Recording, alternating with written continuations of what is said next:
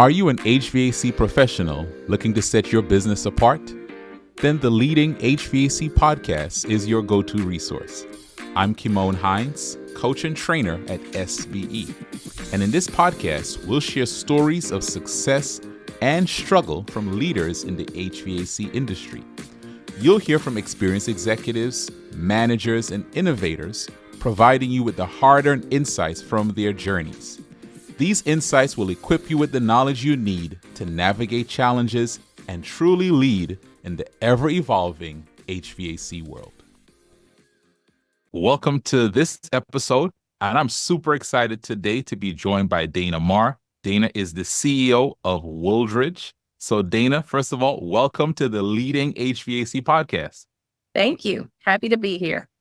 Awesome. Well, Dana, I want you to tell our viewers, our listeners, who you are. So give us a little bit about what you're doing, where you are. I know I mentioned you're the CEO, but just tell us a little bit more.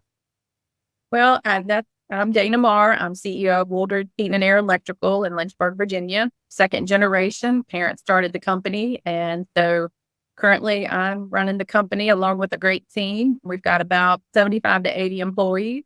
And got a great management team running the day-to-day now. So I'm able to work on the business and not as much in the business. So that's a great feeling to be where we're at. That's awesome. I know there are a lot of people who are listening and viewing this podcast who want to be in the position that you're in. And we're going to talk today about how they can get to that position as we go through some of the questions in this episode. So Okay. Dana, you kind of alluded to this already, but kind of really just dig into this. Why did you get into the HVAC business and how long have you been in it? Well, I was actually officially on payroll in 1986. So I celebrated my 38th year in June this year with the company. Of course, worked part-time just for room and board with my parents before that. So it's probably around 40 years I started. Didn't plan to get into the HVAC business. It all kind of just fell into place. I graduated high school in June of 1989. And of course, in June 1989, my dad's HVAC dispatcher quit, which is the story. Dispatchers quit in June. That's panic mode. That's busy time. So Dad said, "You're coming to work for me. You're going to be an HVAC dispatcher, at least for the summer." So I did what my father said, and I was the HVAC dispatcher. And that was in June of 1989. And so that's where I started. And never left. I did quit a couple times, but he didn't let me leave. So this is the only job I've ever had, the only company I've ever worked for. And I just started at the bottom and worked my way up. Did dispatcher for a long time because we were a small company, about 15 employees at that time. So I wore many hats, answered the phone, dispatch tech, did accounts receivable, even unloaded equipment when the equipment truck came to the shop. So did a lot of things. And in hindsight, the position I'm in now, I've basically worked in every position other than on a truck. So it's helped me know the knowledge to be able to support the team I have now. However, I have been out on the job site. We do a lot of community projects. So I've crawled in crawl spaces and been out with the guys and done projects like that too. So that's been a lot of fun. So I've touched, I think, every position here. Yeah, that's cool. And so you have a perspective that allows you to know every role, how everyone functions, and how to make everyone on the team better. That's right. And know what they're supposed to be doing and Yeah. not go pull wool over my eyes because I know enough to manage it. I don't have to do it every day or know everything, but I know enough to be able to assist and manage and keep it headed in the right direction and have that responsibility there. Awesome. So Dana, with such a, wide background, what are some of the key lessons that you've learned about leadership in the HVAC industry through, that diverse background? Well, it was a while before I actually was in a leadership position, but what I observed was how other leaders were treating people. So I learned a lot of what to do and what not to do. I saw how people responded. So that was kind of on the job, witnessing things and how to mentor people and encourage them and those behaviors. And the golden rule, treat people like you want to be treated. My go-to leadership book when I actually got in a formal leadership role was first in the office. My mom was backing out, so I was office manager. That was my first leadership role. So I think I was over 4 or 5 people in the beginning. And I read the John Maxwell book, Steps to Leadership. And that's still my go-to. That's my foundation for leadership, to build a team so that nobody knows who the boss is, make them stronger So they're in front of you and you're behind them, not use the entitlement in leadership and, support your team, care about your team, but yet hold them accountable and finding that balance. Yeah. You mentioned, accountability, empowering your team and other, the other qualities from the John Maxwell principles.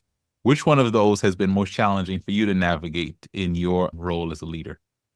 Challenging for me is my work ethic. I was raised to work hard, and some people are more laid back at work, like to have fun, and that accountability was a challenge for me to be able to balance that, to hold them accountable for the work, but not make it a miserable culture. Because you do have to have fun. You have to enjoy what you're doing. You have to enjoy the people around you. We have to mix in fun. We mix in the contest. We do the cookout and still get the job done. So that was probably the biggest challenge is those type of personalities is balancing that work and fun and taking care of that customer and answering that phone. And then we have fun. Lately, the challenge has been absenteeism. So we've had to get creative with that. So that's been my latest challenge. Yeah. It sounds like you've seen a lot of change. You said 38 years, right, in the industry. So in a couple of years, it'll be 40 years. That'll be a big celebration, right, Dana? What have been some of the biggest changes, though, you've seen in the industry over these 38, almost 40 years now?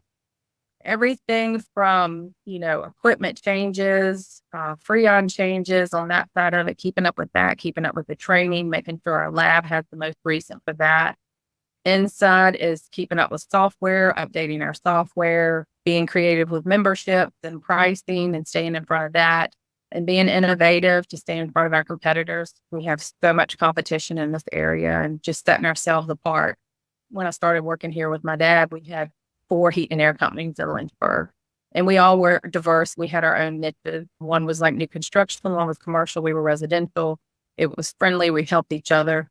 And now the competition is very challenging. So we're constantly being innovative to stay ahead of that, and creative and building value in Wooldridge and professionalism. Now so this is part of the interview that I'm excited to get to, which is to hear about this transition. Because you mentioned that the company was started by your dad and you started working there. Now, at what point do you start having the conversation about, hey, Dana, I want you to take over this? And how does kind of talk us through the succession plan and how that was sort of put into action? Well, it was started in 1975. The next year will be 50 years in business. And like I said, I joined in 89. And I believe it was probably in the late 90s, early 2000s that Dad started thinking about, I need a continuation plan. I need an exit. I don't want the company to go away. I've worked so hard to build this. He said it was like a child, I've grown it and harvested it, and I don't want it to die just when I leave. So I've got to come up with something. And I remember him calling me to his house, and we were sitting at the dining room table, and he said, I got to start thinking about the company and what we're going to do and what direction. And he said, do you see yourself running this company and taking it over? And I told him, I said, I would love to see it continue, but I don't feel like I could individually do it myself. I said, I can't fix a heat pump or install a heat pump if I wanted to. I said, I'd really like for you to pick some of our key long-term people and let's pick a couple of us and let's dedicate ourselves to staying here and running it as a team. And I be part of that team and bring my strength. And then they bring their strength of being able to do the work so that I have a team that can run every aspect of this business. And so he got to work on it. And we started out with like an LLC with a few people. And we were looking at forming this LLC, and then we buy the company from them, and then we continue it on.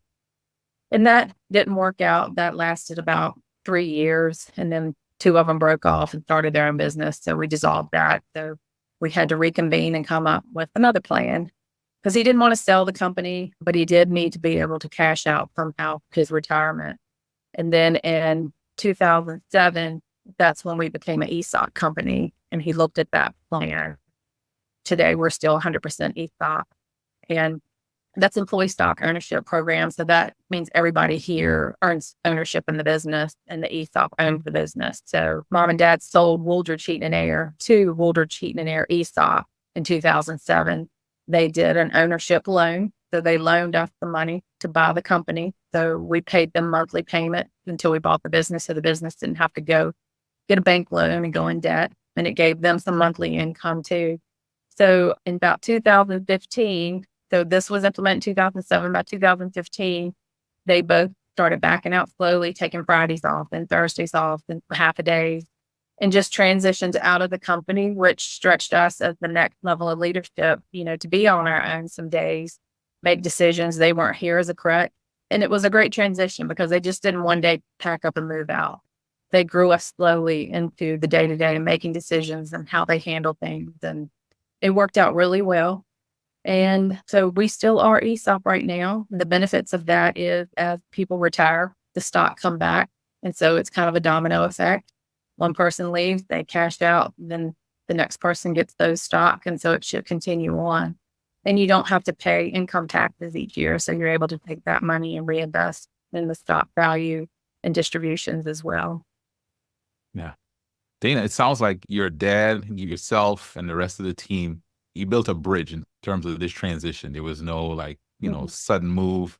Were there any times during that process that, well, I guess what I want to question is, what are some of the biggest obstacles that you faced during that transition and how did you handle them? Well, it was towards the end where they were gone more than they were here at the office. So if they were gone, say Wednesday, Thursday, Friday, a lot could happen. And so my dad would come in on Monday, and of course, wasn't caught up on what all had happened. So he wanted to kind of reverse some decisions or was making decisions without consulting the second leadership level that had already, made some decisions. And so him and I had a few heated conversations. So on Mondays that, hey, as this transition happens, we have to communicate. So if you come in on Mondays, let's debrief on, what happened while you were out so you understand. Because it was an adjustment for employees. They loved Lester and Tricia. They were go-to people. They'd been here a long time. So it was new to them to have these new faces they were going to. And we were making decisions. And maybe if they didn't like that decision on Thursday or Friday, then they were bypassing us on Monday going to Lester. Sort of like a child. If you don't like what mom says, go to dad kind of thing. Mm-hmm. So then, of course, he didn't know they had already come to me. And so he would do something different. And so then that was not helping me with me earning the respect from the employees and validating my decision. So that was one challenge we had to work through. But once we got past that and was like, hey, we've got to be on the same page. You've got to set me up, for success. And if I make the wrong decision, we'll talk it out and we'll get with the employee. But otherwise, you and I have got to work closer together. You can't come in 1 or 2 days and reverse everything that we do. So that was one of the challenges. But once we worked that out, it really worked out great. And like you said, it was a bridge. As he walked across the bridge, he left me there strong and with the respect of the employees, and they were a lot more receptive to it. Yeah. Dana, I think what you've shared here, a lot of people watching this will benefit from this because there are a lot of HVAC leadership owners who are wanting to transition, but not knowing how to do it in a way that sets up their successors for the greatest success. And I think what your dad did, what you've done, it really gives us a good blueprint of how that can be done in a very smooth way to ensure that, there's continuation. Yeah. And I know a lot of companies now are entertaining the private equity group and selling their companies. So if that is something they're looking at doing, I would not do the ESOP program because the ESOP program is more of establishing a continuation plan for people there. And if they decide to sell their company, the ESOP has to vote on that. So you bring in a trustee. And so the whole company has to decide whether you're going to sell or not. So the process is a large process and everybody's involved in that. Like I said, the smaller companies that, maybe have some key people, we did try to create that LLC. And I think that's a great program. If you have a couple people in your company, maybe a service manager or, somebody that's strong that could run it and they want to create an LLC with a couple of people and buy them out. I think that's also a great continuation plan if you've got the right people and they've got the credit to do it. But yeah, I think it's very important to have an exit plan way before you plan to exit, at least 5 to 10 years, because it takes a lot of planning. It's a little bit expense to it. You've got to get it all set up with your lawyers. So it's a lot of, prep work before you actually get out the door. And like you said, again, that building that bridge so you leave everybody successful. Yeah. Now, Dana, I don't want you to give us any big numbers, but just talk to us about what growth have you seen in your company since yourself and Todd and the rest of the team, you guys have taken over the helm? Kind of talk to us about some of the growth that you've seen in any areas of your company. Well, in 2015-16, as Lester and Tricia backed out, and of course, I'm going to give a plug for SBE because you guys really saved Todd whenever we transitioned into the leadership company. We've doubled the revenue from 2015 to 2020. We tripled our stock value in ESOP.